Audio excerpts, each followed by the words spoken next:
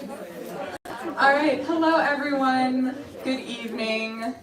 Thank you all so much for coming out tonight. My name is Amali and I'm the events coordinator here at Books Are Magic. Before we get started, I just have a few logistics to point out for how tonight's gonna go.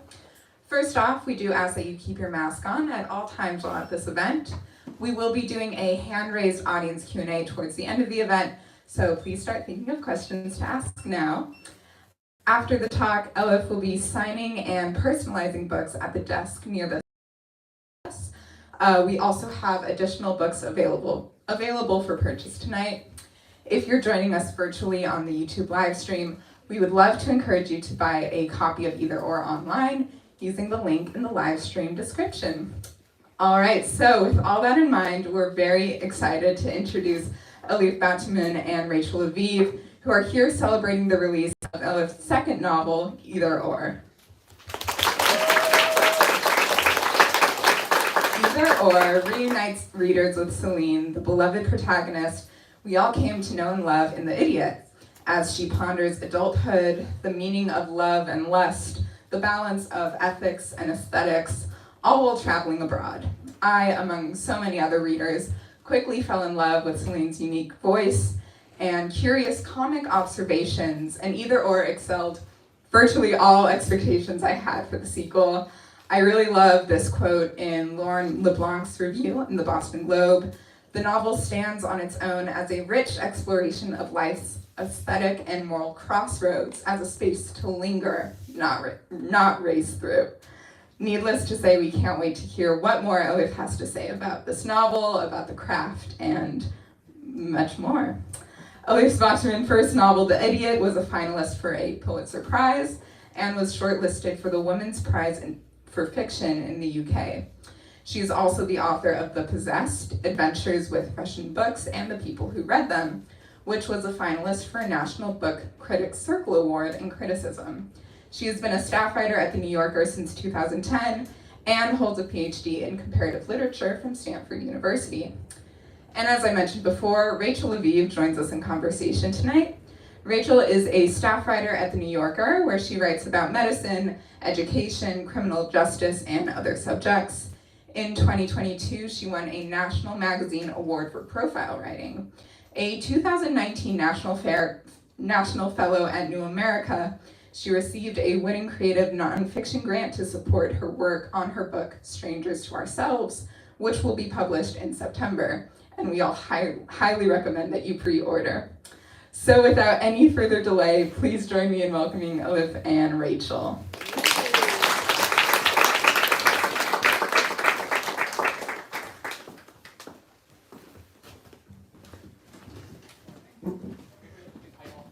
Oh, can I borrow a book, actually? Thank you so much for that introduction, and we're super excited to be here, and I think I'm going to start by reading, but I don't have a book. Thank you. I see some people who were here yesterday, I think, or at the yesterday event, so I'm going to read a different part. Okay, I'm going to read, this is from the middle.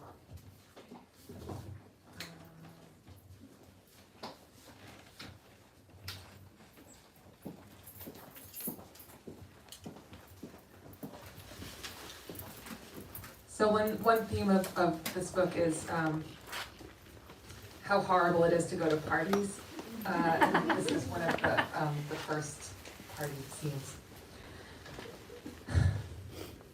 I went to a party that Lakshmi organized at the literary magazine.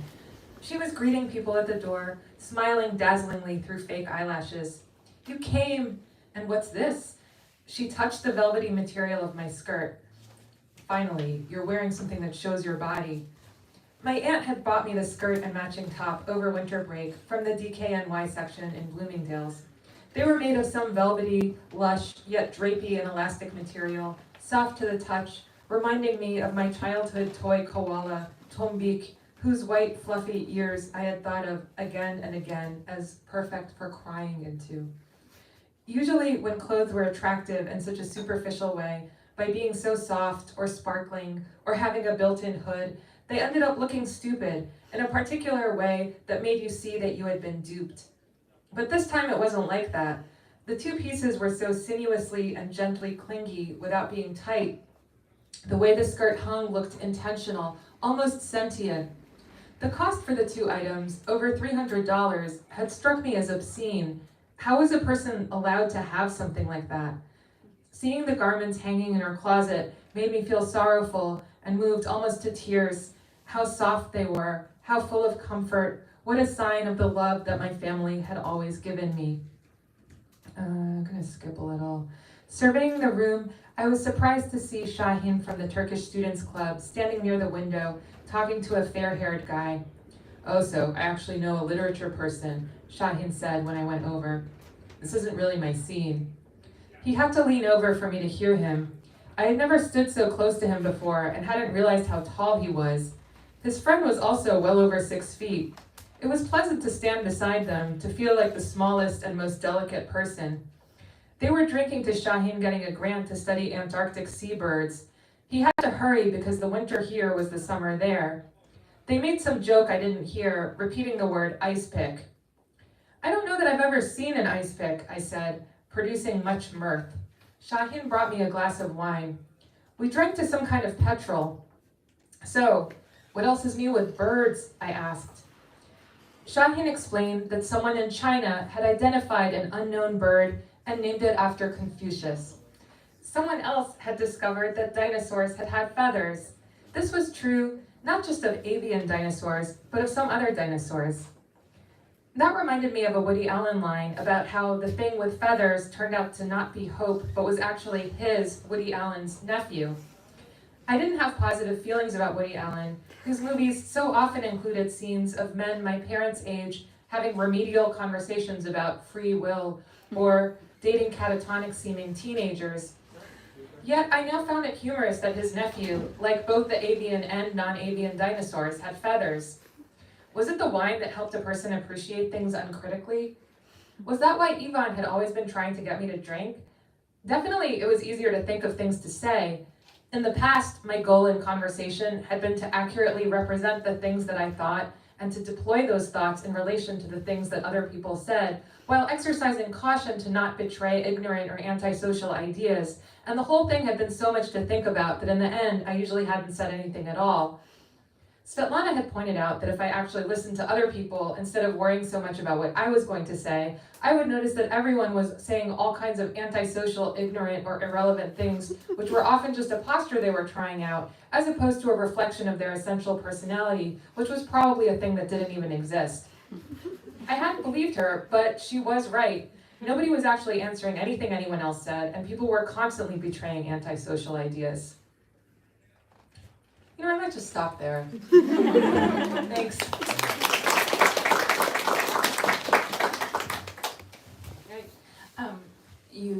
I'm gonna leap off from the point of Woody Allen and talking about. Oh yeah, let's do it. Okay, because I read your book at the same time as I read your profile of, did you say Selene Siama? That's right. And I was obsessed with both of them, and I also was sort of inadvertently using one as a lens for the other. And if it's okay, can I read a paragraph from the profile and ask you a question? I would love that. Okay. So in the profile, you describe watching Portrait of a Lady on Fire, and you said that it felt like an answer to questions I'd been thinking about for years. And then you describe how in 2016 you'd had, like in your late 30s, your first non-heterosexual relationship, and then you write that it resulted in a series of changes to my views, not just of gender, but also of genre. For the first time, I realized the extent to which my ideas about womanly comportment, about the visual and auditory effects you were supposed to produce when you were, say, having sex or driving a car or writing a novel, came from movies. Such behavior, which had felt appropriate and legible in the presence of a real or an imagined man, now felt fake and insane. And I wondered how those evolving views of like gender and genre sort of shape the spirit of the book. Oh, thank you so much for that amazing question. Yeah, I saw Celine Sciamma's, I saw Portrait of a Lady on Fire in 2019, and I didn't totally understand how like revolutionary it was just from seeing it, but then after I heard her, she gave this talk at the BAFTA ceremony where she was talking about that was when I really understood the radical lesbian potential, that I hadn't completely grasped that a radical lesbian form of filmmaking could be different on a narrative level from being lesbian. Like I would have just thought like, oh, like a movie is a love story, and we're used to a love story with a man and a woman, and in a lesbian love story there's going to be two women, but like the scene structure isn't going to change necessarily. But when she was talking about her views of narrative, she was like, what do we think of as a story? Like, what counts as a story? What counts as a scene? A scene is considered, a good scene in screenwriting is considered an argument or a successful negotiation or an argument. But what if both of the people agree at the beginning? Well, like we're taught to think that that would be very boring, but how do we actually know it's boring? Like, what if the people agree and then they can get to somewhere more interesting? That's what I want to see. I don't want to see like them like wasted where one person is just like, oh, I don't want to come out of retirement and go back and kill the criminals, and the other person's like, but you have to, it's the only way. Like what if we just skip through that and they're like, all right, I gotta go come out of retirement and kill the criminals, and then we can actually like get to it. And that might happen more with lesbians, which actually makes sense, because when you, regardless of the personalities involved, when you take people out of the structure of patriarchy that we're all used to and that we all internalized and grew up with as children, these norms of hierarchy aren't there, and you have to rewrite expectations, and you get to think about what a story is in new ways, which I found incredibly exciting. I was thinking about that a lot. So this was already, I was having these thoughts in 2019, and that was when I wanted to do the profile, and it didn't end up happening till later because of COVID. But the way that I was thinking about, like, cause I saw Portrait of a Lady on Fire, and I got obsessed with Celine Sciamma at the time that I read Compulsory Heterosexuality for the same time, which is this essay by Adrienne Rich about how it's not just about how like lesbianism is repressed and lesbian history is erased, although it's also about that, but it's how the bonds between women are devalued, and how there's this force that's constantly operating that's directing women's energies away from themselves and each other and towards men, and it's this constant thing that's going on in ways that we don't, in some ways that are very open and some ways that aren't, and movies are a huge way that happens, so it was a really, and I wrote the book at a time when a lot of people, it was the year of Me Too, and so people were rethinking Monica Lewinsky, and then the next year there was a lot of rethinking of Anita Hill, and in general we were just rethinking the 90s a lot, and thinking about those like rewatching the movies and seeing how people were rewatching Sex and the City, and it was crazy to just like rethink about those things and think about how insane they were. And that was kind of the point of this book, was like, what if I just replay my own early adult life? Like, how insane is that going to look, and what was I taking in, and how was I metabolizing it? Like, that was the imaginative exercise for me. So was there like looking back at The Idiot, were there certain scenes or moves that you made that you feel like were subtly like coerced by your idea of narrative convention then, that you then like wouldn't have done if you were to redo that? Kind of. So the decision to write a sequel came from like promoting The Idiot at that time and being like thinking about it and talking about it. And I realized that it was already a little bit about compulsory heterosexuality, but I didn't have that language for it, and it wasn't the main thing I was thinking about, so it wasn't that clear, like even to me, let alone to like other people. But I mean, when I wrote The Idiot, I thought that the A plot was Sidin and Ivan, the love interest, and when I was on tour, like more people wanted to talk about Svetlana actually, which was her best friend, and I came to see that as actually the A plot, and or either as the A plot or like to think about the reason why that isn't the A plot is the A plot. And there's a scene near the end of The Idiot where Sidin and Svetlana are they're at a LGBT march in Paris, and they get kind of scared that they're going to be separated, and they Svetlana takes Sidin's hand, and they're walking holding hands, and like there's like a giant paper mache penis that's like disgorging streamers, and they're like, and then they get out of the crowd, and Svetlana drops Sidin's hand and says, I guess we don't need to be flaunting the gay pride that we don't actually have. And I experienced that as a sad moment, but I didn't really think about why, and then I thought more about why, and that's why. It's because and that what happened to that friendship and that relationship, because the friendship with Svetlana survives the idiot, but it doesn't quite survive either or, and it's clear that it's not, that kind of relationship isn't going to survive into adulthood. It's not going to survive boyfriends. And how is what is the mechanism of it falling apart? Like that was something that I was much more consciously looking at in either or. And is there any way that it extended to like questions of genre, like not just the ideas and the plot, but like the form? Yeah, I mean, I had a bunch of different thoughts about genre. I mean, at first, I wanted this to be like a novel. So half of the book was going to be a novel, and then another half was going to be like essays. It was going to be a novel in the 90s, which was going to be like this novel. And then at the second half of the book was going to be like more memoir-y kind of essays written from like the period from like 2017 to 2019 or 2020.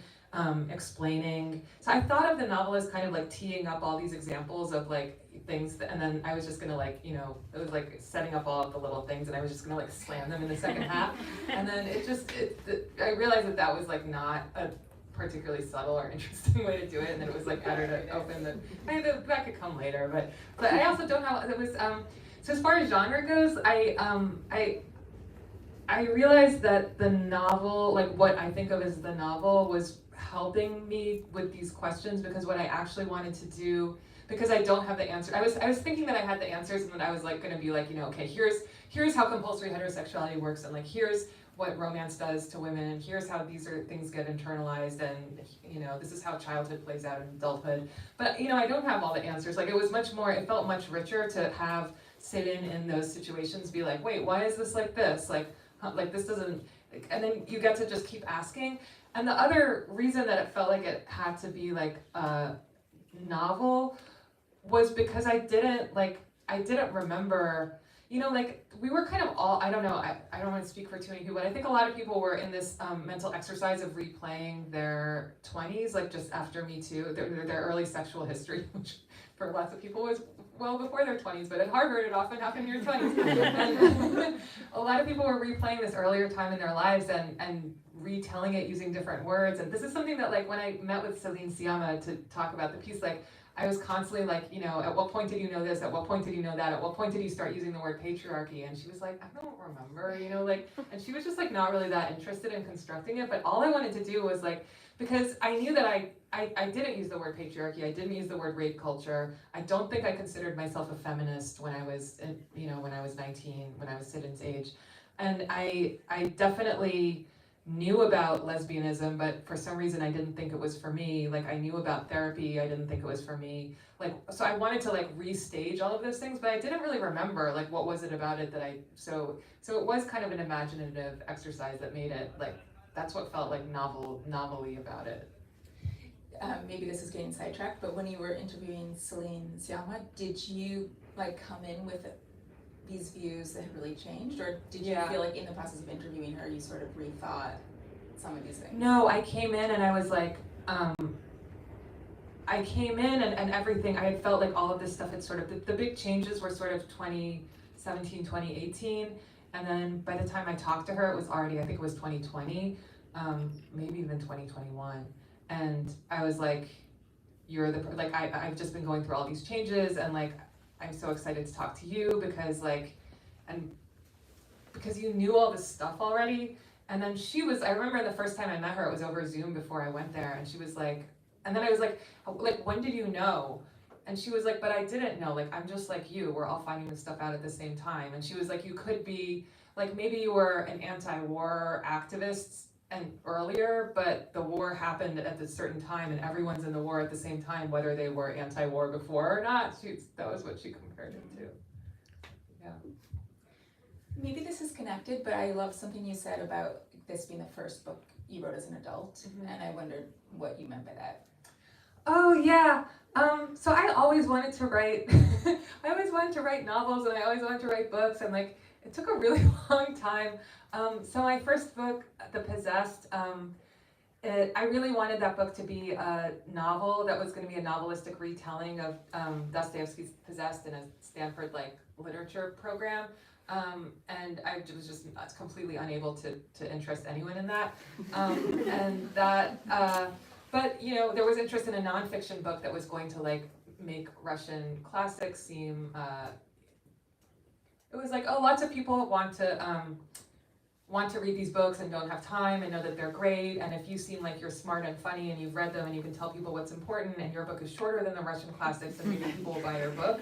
And so I was like, okay, it was my first book and I didn't have that much leverage, and it was fun, and it was a subject I was passionate about. So it's not like I dislike the book, but it's not the book that I would have, if I came out of a vacuum, it wasn't the book I would have wanted to write. And then with The Idiot, I had a contract to write a really different book that was going to be, it was also autobiographical, and the person was also maybe going to be called Céline, but it was much closer to the age I was at the time that I was writing it, and it just got too intense with the stuff that was going on.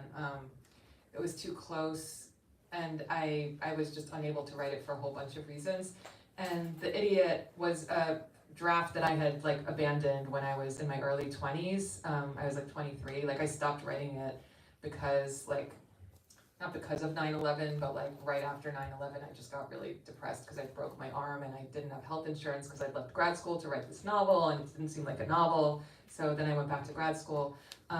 Anyway, so I exhumed that. Literally, yeah. So I thought it was a metaphor, but literally. Oh no, literally, yeah. So this was a book that I was oh, now I've written 2 books and I can write another book. What's my next book going to be? And then I was oh, looks like I have to write a sequel to this other book that I wrote when I was a baby. But I did write it as an adult, and I wanted to do it, and it was my idea.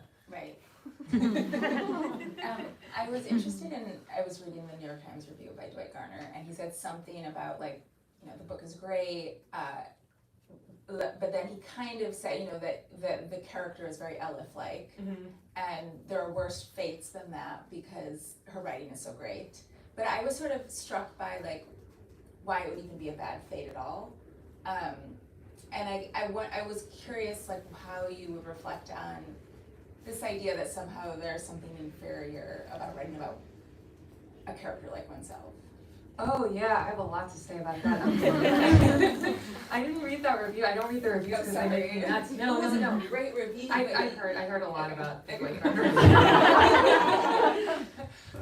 But I hadn't heard that particular line, so now I can just fill in the constellation of the rich interior of Dwight Garner's mind. To me. There are worse fates than me, Dwight Garner.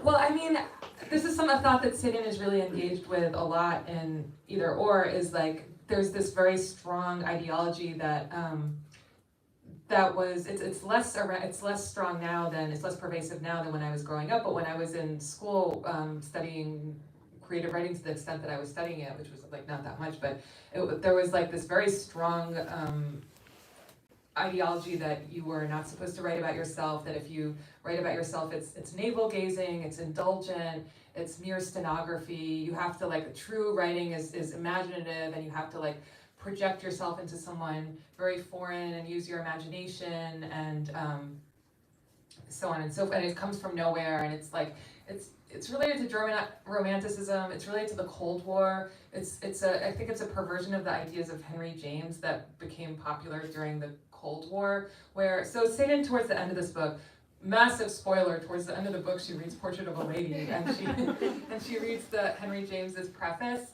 to the Portrait of a Lady, where he's talking about how he had the idea to write this book, and he's well, this germ of this story came to me from a woman at a dinner party, but then I have to discard the rest of it, and I have to take it home and subject it to the kind of artistic, intense isolation where I had to do all of the really hard work that an artist does to abstract away and to and Henry James's prefaces were hugely influential in the creative writing program in the US in the period after the GI Bill, which is a whole long story that we could talk about another time. But basically, if you think about why did Henry James think that a germ of a story. Like, why couldn't the lady at the dinner party have written that story? Like, Henry James was invested in the idea that the woman at the dinner party could not have just written that book herself, because then if she could have done it herself, then we wouldn't need Henry James. Like, if the person who it happened to could write it, then you wouldn't need that person. And this idea of like writing as projection, where you have to be imaginative and go into other people's voices, is I think part of an ideology that was produced by and was sustaining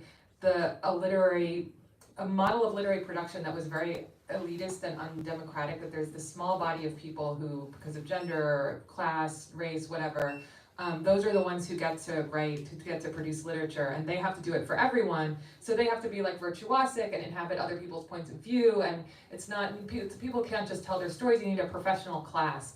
And now that it's clear that the best stories are told by the people who actually know them, that there's finally been some chinks in that, but you know, there's still some older people who are like, they really want to see people make stuff up.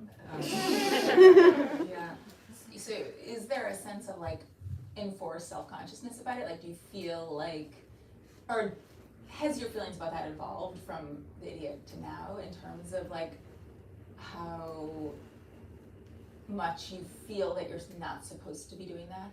Yes, it has. I think that, you know, while I was writing this, I was rereading Proust, because I go back and forth between doing like, I do way less like reporting stuff than you do, obviously, but I do some of it, and whenever I'm doing like a reporting story, I'm like, ugh, like, why am I following around this like random person and like listening to whatever comes out of, like, I can't control whether it's interesting or not. Like, I don't, you know, I don't know if they're telling the truth. It's why am I not just, I'm so much more reliable and I can go so much deeper with myself. Like, why am I running around and wasting my time like this? And then when I'm writing a novel, I'm like, oh my God, like, why have I spent 4 days like trying to decipher why something made me feel bad in 1997 when I could be like going to another country and like learning why, you know, why someone voted for this party. And I was, you know, I think it's a balance, and you have to go back and forth between them. Or not, you have to. I think there's a lot to be said for both of them, and for me, I find a lot of value in doing both of them and alternating. But I was rereading Proust at that, and at the end of it, he talks about how, like, for the whole book, he's been like running around trying to like understand other people, and go to parties at the same time, and like do social climbing. And then at the end, he's like, oh my God, all these parties that I went to, they were really dumb, and like, he got sick, and he's like, oh, what I actually should be doing is writing this really introspective book that's about myself, and it's about all these experiences that I had. And then he realizes that like the only progress that he's ever made in anything that feels like actual work is the work that he's done in silence and introspection, and that the desire to be part of the public discourse and to be involved commenting on stuff like the Dreyfus affair is like some illusory that like, it was just really funny to me that he like put it the other way around, because we tend to think like, oh, like a really responsible person would go out and write about politics and write about like, find out who are the Trump supporters and, you know, be writing about that. Whereas Proust would put it the other way around, like, well, of course you want to go and be part of the national conversation and be looking at all this stuff, but the really responsible thing is to lock yourself in your house and really do the, you know, take one for the team and like do the work of fathoming human nature, which you can only do on yourself in utter silence and solitude. Yeah, so I found that refreshing. Maybe this is like a selfishly motivated question, but I am just, as we talk about reporting, like, how do you sort of, like the New Yorker has such a specific ideas about what constitutes good writing, and it's very easy to internalize, Yeah. and I wonder if you feel like you have to unlearn it when you're, like, how you sort of bracket that as, I felt that a like lot. a temptation, Yeah. or you're kind of like rereading your work because it doesn't fit the thing that you would previously be told was good. Yeah, I felt that a lot with my first book, The Possessed, which was made up partly of things that had been written for other publications. It was like half of the essays I'd written already, or like maybe a little more than half, and then I wrote a few that were new. And one of them had been for the New Yorker, and that essay gave me the most trouble in the book because it just sounded like and I couldn't un-New Yorker it. It was the one about the Ice Palace, and yeah, I still feel that is, yeah, I still think of that with some dissatisfaction. But I felt that less, and there was, I mean, actually being able to think about the Celine Sciamma piece and write this book at the same time felt really productive, because I almost felt like in this book I was taking on the sit-in voice, and it was kind of like there's the New Yorker voice and then there's the sit-in voice, and it felt really comfortable to go between them, and it felt productive, like there were some things that I could get at in one that I couldn't get at in the other. But I think it just took a long time to because when you're just starting, you don't know, because your idea of what's good is like, what even does that mean? Like my idea, I wrote something and I think it's good. Like what could that possibly mean if like nobody else wants to read it or publish it? Like, and it's so tied up like with what people tell you is valuable. That can be, it can take a while to disentangle insofar as it's possible to disentangle. Maybe I'll make this my last question, since I'm feeling so I'm curious about like Harvard.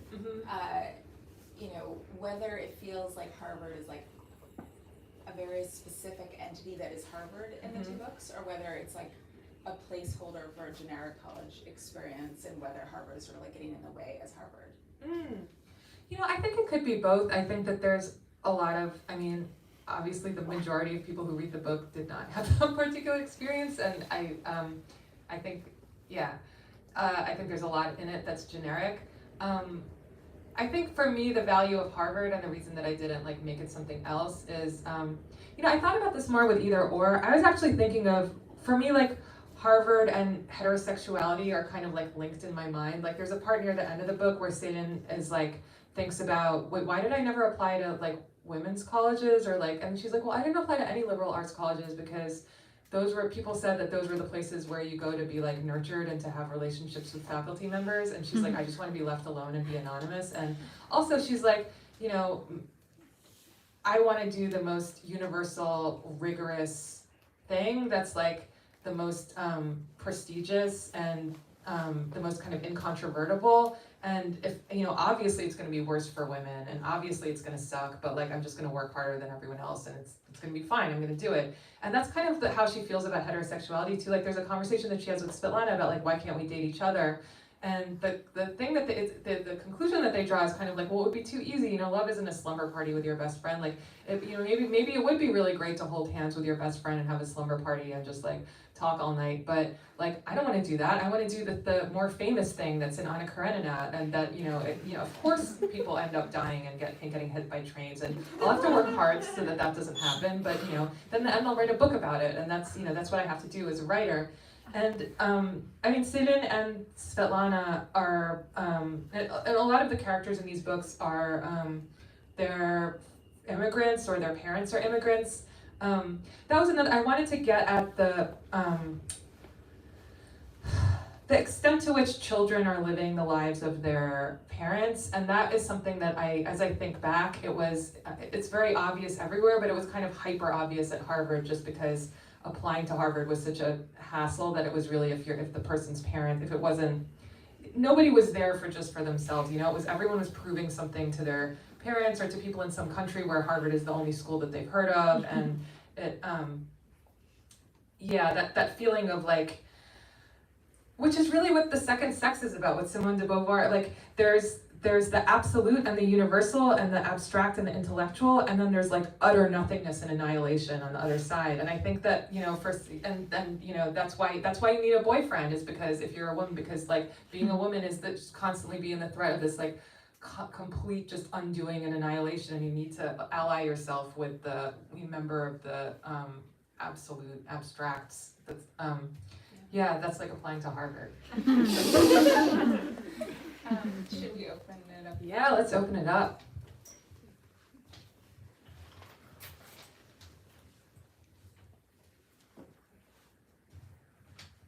I'm gonna drink some water. I'll ask a question. Do you mind talking a little bit about the covers of the two books and why you made the choices? Oh yeah, I love the covers. I wish I could take more credit for them than I can. With the Idiot cover, they asked what I had in mind, and I had actually seen this amazing picture of it was like a Japanese 20th century graphic print of this like a person with kind of a block of cement for a head, and then there was like a window through it, and you could see some stars, like some constellations, which is really cool looking. So I sent them that, and I was like, maybe it could be like a person with like a cement block for a head. And then they just sent this picture from Rob. And then I was kind of, so the Idiot's pink, which I had really mixed feelings about. And then I asked to see other colors and they all looked stupid. And I was like, oh no, the pink is about, and they were like, yeah, we know, like, what, this is our job. And then Millennial Pink turned out to be this thing. And yeah, New York Magazine published some list of like 30 millennial pink things you could buy, and one was like a toilet seat cover, and they had like a link to Amazon. One was The Idiot by Elif Batuman. So that was a really sound choice by Penguin. With this one, my agent actually asked me to send a list of thoughts about covers, which I did, but then it turned out that Penguin didn't read it. but it's actually like what I told them was they sent a series of, they sent like 3, and the other 2 were much more normal looking than this one. But what I love about this one, I think it's scary. Like the main thing that I wanted for either or was that I wanted the cover to look scary, and to me this does look scary. I think that red arrow going down really looks ominous, and there's like this repetition, which is an important theme in the book, and I like the cover. They kind of went with the cover of, there were some early Bart books that were this color, and it's also, she talks about reading the Penguin Classics Kierkegaard, and it's the Penguin Classics color, so someone very smart is doing stuff over there. Yeah. Yes? Was the naming of The Idiot intentional because of the Russian classic and like following that kind of Russian story theme throughout The Idiot, or was it just coincidental? Oh yeah. So the question is, what the title of The Idiot, was it a reference to Dostoevsky's Idiot? Yeah, I was definitely thinking of that. So when I first wrote the draft in my early 20s, I didn't have the title The Idiot. It didn't really have a title, and it when I revised it, I realized that the reason I hadn't been able to turn it into a novel before was partly because I had, like, autofiction hadn't become a thing yet, so I didn't know it was okay to just write about yourself, and I thought you had to, like, add all this extra stuff, and partly because at the time that I wrote that draft, so I was like 23 and I was writing about being 18, and I was really ashamed. I was ashamed of, it was a book based on events from my first year of college, and yeah, I was ashamed that I'd like chased after this guy who wasn't interested, and that I'd said and done all these dumb things, and that I'd suffered so much. That was what was really shameful, was that I'd gone through so much pain for something that seemed so avoidable, like so. And then when I edited the book, I was 38, and I'd been through, years of therapy, and I was able to see that self without shame, and I saw that actually what was keeping me out of the story and what had sort of prevented it from being a book before was my attempt at age 23 to like prove that I was smarter than that person. And once I could embrace that, it was the not knowing, it was all the things that she didn't know, and all the things she did know, like the really specific combination of all the things that that person knew and did not know, intersecting with being in a specific place and time, and meeting with other people. That's what caused all the things to happen. So there's really like nothing to be ashamed of. And that was when I decided to call it The Idiot, which was yeah, and it was definitely influenced by the Russian theme. Yes. Kind of piggybacks off of that question, but obviously there's so much literature that influences your own work, but I'm curious about what your relationship is to reading while you're writing, and whether you're eager to do so or whether there's some distance that needs to be involved in that process for you. Oh yeah. So the question is about reading while you write. That's a great question. I would actually like to know what you think about that too, because yeah, I do always want to be reading, and I used to actually feel this more that like that what I was reading would either like I couldn't read Henry James if I was writing anything. I couldn't read anything by Nabokov. I was a TA for a class about Nabokov once, so we were reading all this like Nabokov criticism and you know you're reading the papers that people write and like it's like a virus, like people just start trying to like do his like weird thing, and it's like no, nobody else can do that. And yeah, so I used to not be able to read Proust. Now I feel like I've loosened up a lot more. I've either loosened up or rigidified and ossified so horribly into my own Elif like habits that that it doesn't matter what I read. But now it's more about like some things that I read make me excited about writing, and other things don't. Actually, your writing makes me excited about writing, and I don't know what it is exactly. Susie Hanson's book, Notes on a Foreign Country, that made me feel like writing. The Rachel Cusk Outline trilogy, stuff that's like, that feels kind of free and simple and spare, like the writing feels sort of like simple and spare, and the movement of thought feels very free, that I find to be like exciting and sort of generative. To Sheila Heti's book, Pure Color, that was such a crazy book. Like I just feel like it's about like, I don't know, like opening up some connections and some passages that weren't totally open before. I think that's what I look for in what I'm reading when I'm writing. Do you read while you're writing? I do. I mean, of course you do. I often do, like if I'm writing about a girls' school, I'll use it as an excuse to like read any novels that involve girls' school. Oh, So yeah, I'll sort of do totally. like content related because I feel like it makes me ask better questions Yeah. of the subject. But same thing also, like there's the other kind of writing where it just sort of inspires you to try to do the same thing. Like Alice Munro, I feel like I'll sometimes try to find a story that she wrote about whatever I'm writing, just because I'll feel like her description of a person will like rub off on me. Yeah, it's just super economical and like chill and like not in your face. Yeah, that totally makes sense. I also, for this book, I reread like a lot of the 90s books, pretending that like I reread them with Salient Brain, like because I love Proust now, but I didn't then, so I reread Swan's Way and tried to like think about how much I would have disliked it then, which was really fun actually. I reread Dora by Freud and thought like, what would I have thought about it? Yeah, I did a few rereading projects like that. Do you feel like you can just talk and say how would you define Selin versus Elif? Like, is there any point of making that distinction? I mean, I guess I just don't have access to, maybe Selin is just the word for Elif then, which I don't really have access to anymore, and it's confusing to call her Elif because that brings in Elif now, like, because I don't remember, like, I don't totally have, like, I don't have access to it. I guess when I was, also, maybe there's some exaggeration or some, I feel like with Sin in mind, I'm extra looking for stuff that she would be outraged at. Like, I feel like Sin's like the extra outraged version of myself who's like, are you fucking kidding me? Like, seriously, this? And that was probably like a part of what I was like then, but probably not everything. But that's what I was interested in. A way in. of like freezing The yourself. filtering, yeah. Like, I'm just thinking like, what would have outraged me at that time, or like, what would not have added up? And also, like, it's just about thinking like, what memories were closer then, and what would this have resonated with? And part of it was like, I was writing this right after The Idiot, so I was like, what in this reminds me of stuff that I just wrote about in The Idiot that could create this feeling of it being like a world. Right. Yes. Kind of drawing off that outrage point, I was curious if you drew from any particular frustrations about the depiction of women in literature as you were developing Celine's voice. I felt like I identified with her way more than I've ever identified with other female characters in literature. So I'm curious whether that was in your mind.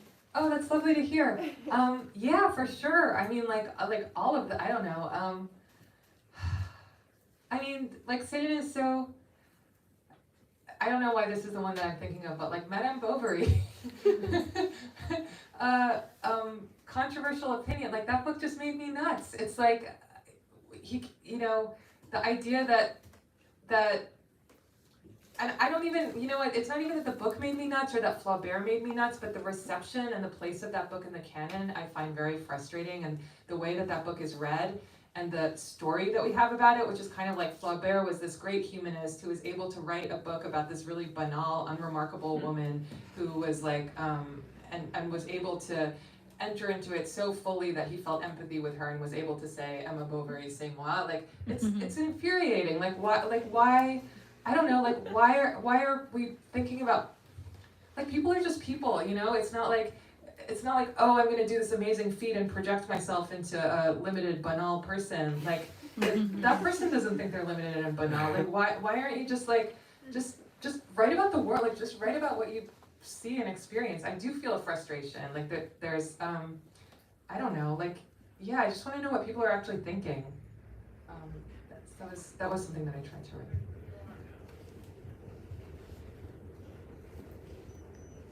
I think there's a question in the back. Oh no, you. Yeah, okay. Do you see there being like an additional sequel after this or a third? Well, there's already like a very small novella, like mini novella coming in a super limited print run, which is, it's an art book. It's coming out with the Gagosian Gallery is doing this series of books called Picture Books. And it's called Tituba. And it's set in 2000 to 2001, so Céline is in California. She's taken a year off from grad school, and she's trying to write a novel about Yvonne, and it's like not going very well. So there's that. And then, yeah, I mean, when I first went to write when I first went to like edit The Idiot, I was already working on this other book that was kind of from the perspective of this Elif-like character who was in her 30s. And I am thinking of returning to that time, and I've also been trying to write, the answer is yes, I think there is going to be, but like people have asked like, oh, is there going to be like junior year and senior year, and at the end, like, did you get enough credits to graduate? Like, no. Yeah, but I do think that mode of asking questions and, like I spent some time in Turkey as an adult, like nominally as an adult, but I have this weird relationship to Turkey because I learned Turkish as a kid, and most of my experiences were there as a kid. So then I don't feel like I have a normal adult relationship to this. So I was going to write a book about how my view of Turkey has changed, and it was going to be these kind of like essays. But now I'm thinking actually, my experience going from the essays that were going to be in this book and realizing that I could get the content of those essays, I could get a lot of it into the novel, is making me think about writing a novel about Céline spending that time in Turkey and phrasing her experiences there as questions, and it just feels like that would free me from having to like make the kind of pronouncements about Turkey that I feel like people are expecting when like someone who's done journalism who has a Turkish name writes a book that has like Turkey in the title. You're like, it's finished. Sorry to interrupt the next question, but is there a model, like, I feel like someone would say Knausgaard would be a model, but like, is there a model in your mind for sort of this career-long project, or this decade-long project, or whatever it is? Is there a model? I mean, not a model, but like, as someone to admire. Is there someone to? I mean, there's plenty of people to admire. I admire Proust. I was thinking about the Neapolitan novels, the Ferrante novels, when I was writing either or, especially the one where she goes on book tour, like the I think it's the third one, like it starts in 1968 and she's on book tour and she's promoting this like her first novel, which was about like a teen crush, and people are like, why aren't you writing about politics? And I reread that when I was in Italy promoting The Idiot, and like Matteo Salvini had just become the foreign minister. People were like, Europe is ending and you're writing these novels about the teen girl's love life. And yeah, I really love what she did in those books with describing the changing of time over a long period of time, and the role of her childhood in her adult life. I didn't make it through Knausgaard, so I assume that he does that too. I stopped at 4. I liked the first 3. 2 or 3, but Yeah, but yeah, maybe he's gonna, maybe he does it. I don't know, I didn't get to the Hitler, so. Yeah. Yes. You were talking earlier about like repetition and also like restaging or recasting the past, and I was wondering if you could like speak more about this like impulse of repetition or going back to. Mm-hmm. Well, this is something, so I was talking about this with Celine Sciamma, with this like constant wanting to go back to the past, and like you get new words, you get new vocabulary, and then it makes you want to go to the past and retell these stories using the vocabulary that you have, and the stories are gonna come out differently. And I don't know, I kind of had the compulsion of wanting to go back and retell the stories, and she was kind of like, no, the feelings were already there, so like even if the vocabulary wasn't there,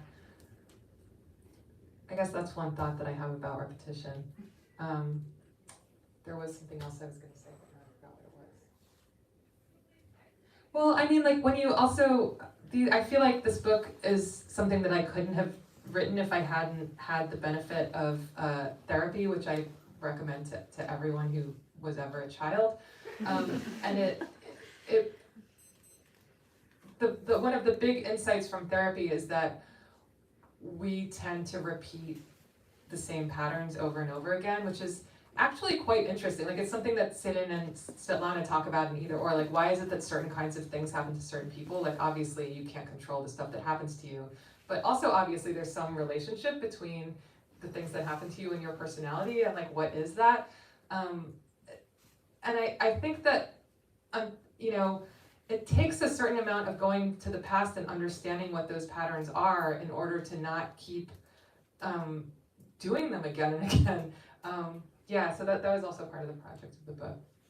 I think there was another question. Yes. Oh, sorry. Oh, I just see that you're saying, what should this be the last question? Okay. Oh, okay. I don't know if this merits the last question, but I was just wondering if you could speak to your writing practice and how you get in the membrane of working. Oh, writing practice. Well, I switched to Scrivener for this book, which made a really big difference. Do you use Scrivener? I use Scrivener. Yeah, it's great. It's relatively inexpensive, and you buy it once, you don't have to subscribe, and it lets you see it's like a software that's for composition, like for writing something that's like, you know, has many parts. And the nice thing is that you can see all of the parts in the, there's a pane at the side where you can see the different parts and you can move the order around, and that's super satisfying. I also, one thing that I did, so my process for this book actually, like I was asking myself a lot of questions, and I wrote a lot of scenes that were sort of like, you know, like what do children owe their parents, and how do the parents make that known, and do they ever say it explicitly? Like, usually not. Like how does that become known, and how does it become known to like other people, that other people, like everyone has a separate deal with their parent, like everyone has like a different contract that they negotiated in secret, and how does it become known, and what's the meaning of those contracts, and where do they come from? Like that's something I was thinking about. So there were a bunch of questions like that, and I wrote like a lot of scenes that would kind of get at those things in different ways. And then it didn't necessarily have like the plot of a book, which I kind of thought wasn't going to be a problem, because I sort of thought, oh, it's just going to be like a little mini fake novel to like suggest the idea of a novel, but like the book is going to be like mostly these essays. I thought it was going to be like Kierkegaard's Either Or, where it's like all different genres. And then when I was like, no, this novel, like that's cheating, I have to make it like an actual novel that a person would read, then I started reading screenwriting manuals. Like there's a famous one called Save the Cat, about like at the beginning the person has to like save a cat so you don't think that they're like a total piece of shit, and then they can like do whatever later. And so then that made it actually really interesting. Like the combination of Scrivener and the Save the Cat like 3-act structure let me think about like, okay, so within my world, like what's the dark night of the soul in my book, and what's the second turning point in my book, and like and there was a lot about like alternating like a false positive and a false, like something seems good and it's not, and then something seems bad and it isn't, like and it's not like I stuck to it super rigidly, but it's really interesting to think about how those tools work and how they're kind of hacking your brain to give you a feeling of like satisfaction and a feeling of progress and a feeling of story. And it kind of goes back to the thing with Celine Sciamma, like where does that feeling come from, and how do we manipulate it, and how do we play with it, and what other things can we do? That's something that I find really exciting. I want to read that, but I also, and I know we have to end, but now I'm curious, like whether that connects to the conventions that you were sort of trying to get away from. But I know that it's 8, right? And yeah. Okay. But Right. Thank you. Thank you. This is a great question. You super fast. Sorry, I handed to you in the weirdest way. Thank you all so much for coming out tonight. Thank you to Rachel and Elif for this wonderful discussion. Thank you to everyone who asked questions, and I'm sorry that we can't get to all of them. Just as a reminder, Elif will be signing and personalizing books at the desk behind us. We do ask that you make your way over once Elif is settled, and then you can exit through the side door. We do suggest, or we ask that you don't take any selfies or pictures, just so that we can keep the line moving and keep distanced so we can all be COVID safe. Yeah, I think that's all. We do have available copies for purchase, both of Either Or and The Idiot. And to everyone who joined us virtually, you can go ahead and click the link in the video description to get your copies as well. All right, that's all from me. Oh yeah. Rachel's book is so good. Everyone has to pre-order Strangers to Ourselves. It's so good. All right, thank you all so much, folks.